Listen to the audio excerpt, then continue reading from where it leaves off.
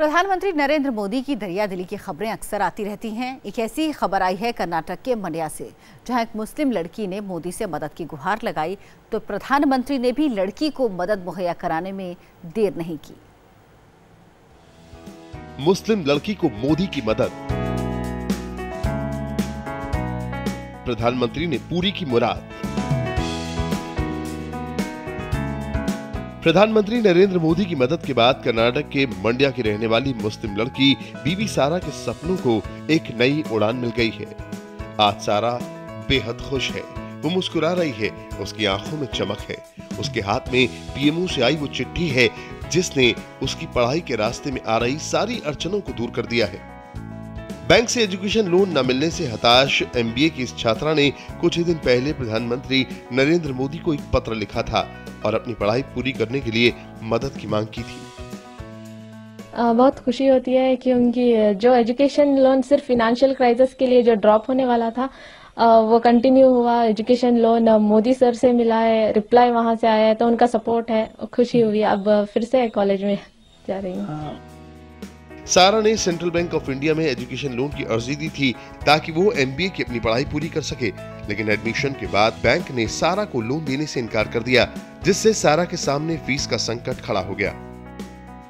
सारा के घर की माली हालत ठीक नहीं थी। सारा के पिता अब्दुल्ला इलियास को 8 महीने से सैलरी भी नहीं मिली थी। ऐसे में एक वक्त सारा को लगा कि उसे अपनी एमबीए की पढ़ाई अधूरी छोड़नी पड़ेगी, लेकिन तभी उसने और उसके पिता ने प्रधानमंत्री मोदी को मदद के लिए चिट्ठी लिखी और पीएम ने बिना वक्त गवाए तुरंत सारा के खत का जवाब दिया। प्राइम मिनिस्टर मोदी जी सबको रिस्पॉन्स करते हैं और वो नेशनल लीडर होने के बावजूद सबके विद पॉपुलेशन के सब अटैच्ड हैं, उनकी प्रॉब्लम को रियलिटी में फेस करते हैं और जो भी उन्होंने स्कीम्स वगैरह बनाए, प्रोजेक्ट्स, वो सिर्फ नाम के लिए नहीं बल्कि वो इम्प्लीमेंट कर रहे हैं। तो ये सब देखकर सोचा कि जरूर रिस्पॉन्स करेंगे। उम्मीद तो थी क्योंकि हम न्यूज में सब देखते हैं तो प्रधानमंत्री सबके लिए रिस्पॉन्स करते हैं, तो एक वैलिड रीजन था हमारे पास, वो जरूर रिस्पॉन्स करेंगे। लेकिन इतनी जल्दी करेंगे पता नहीं था। विद इन 10 डेज उन्होंने रिप्लाई किया। फिर क्या हुआ? फिर वो लेटर आया तो हम सेंट्रल बैंक के पास गए, उन्होंने फिर भी मना कर दिया वो प्राइम मिनिस्टर का लेटर देख के। फिर विजया बैंक वालों ने खुद बुला के हमको लोन करवा के दिया। 6 डेज में लोन सैंक्शन हुआ, उसके बाद फीस वगैरह सब कुछ क्लियर।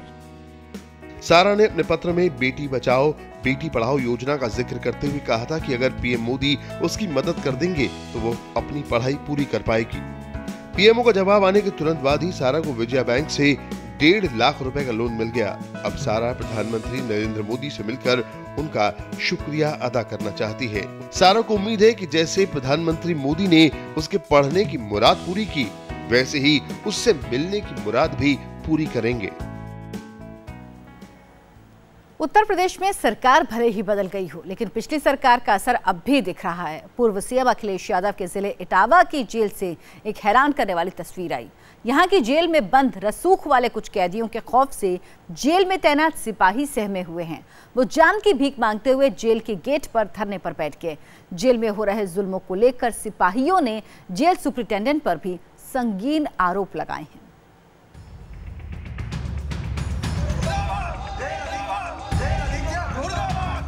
जेल गेट पर जेल के सिपाहियों का धरना, कुख्यात कैदियों के खौफ में सिपाहियों की गुहार।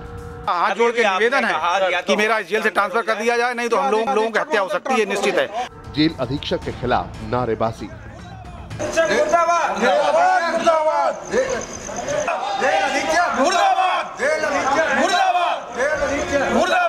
जेल अधीक्षक के खिलाफ नारेबाजी करते ये हैं यूपी के पूर्व सीएम अखिलेश यादव के जिले इटावा जेल के कांस्टेबल। पिछली सरकार में लॉ एंड ऑर्डर इस कदर खराब हो चुका था कि अब इनके धरने पर बैठने की नौबत आ चुकी है। जेल के अंदर गुंडागर्दी इस कदर बढ़ चुकी है कि अब इन जेल कर्मचारियों को जान से मारने की धमकी भी दी जा रही है। हम लोग 1-1.5 साल से इतने परेशान हैं कि यहाँ बंदी एकदम से उनका एक छत्र राज है, कुछ गुंडे अपराधी टाइप के माफिया टाइप बंदियों का जेल के भीतर, जेल के अंदर खुले मोबाइल चलाना, अगर उनको रोको तो उनको धमकी देना जान माल की है और मारपीट कर देना। गरीब बंदियों को, साधारण बंदी को, इज्जतदार बंदी को जीने नहीं देना सुकून से। आरोप है कि पिछली सरकार में इटावा जेल के अंदर गुंडों का राज था।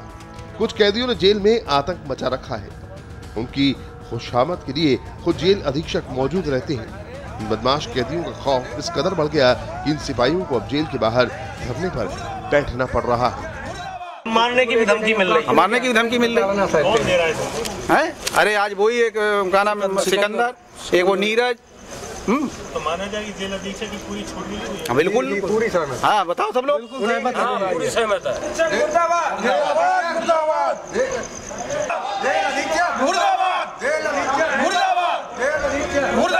जेल गेट पे बैठे हैं आप लोग, तो जेल की सेवा में रहते हैं। आज क्या बात होगी?